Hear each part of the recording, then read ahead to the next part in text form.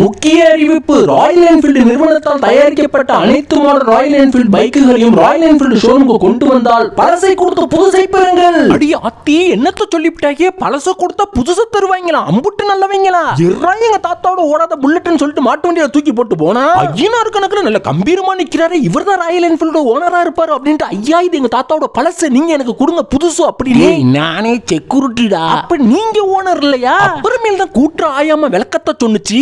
Royal Enfield 2022 இருந்து 2023 வரைக்கும் தயாரிக்கப்பட்ட Hunter, Classic, Bullet, Meteor, Himalayan, Guerrilla, Super Meteor, Continental GT, Interceptor, Shotgun ஆக மொத்தம் 11 பைக்ல ஃப்ரண்ட் சஸ்பென்ஷன்லயும் ரியர்லயும் பொருத்தப்பட்ட ரிஃப்ளெக்டர் தரமற்றதாம்பா. அதை இப்பதான் 11 பேர் கொண்ட குழு அலசி ஆராய்ஞ்சு கண்டுபிடிச்சிருக்காங்க. ஆகையால இந்தியால மட்டும் இல்லாம உலகளவில் இந்த மாடல் உள்ள பைக் எல்லாம் ராயல் என்ஃபீல்டு ஷோரூமுக்கு கொண்டு வந்து இந்த ரிஃப்ளெக்டர் 15 நிமிஷத்துல மாத்திட்டு போங்க, இதற்கு நீங்க டப் எதுவும் கொடுக்க வேண்டாம் அப்படின்ட்டு ராயல் என்ஃபீல்டு மனசு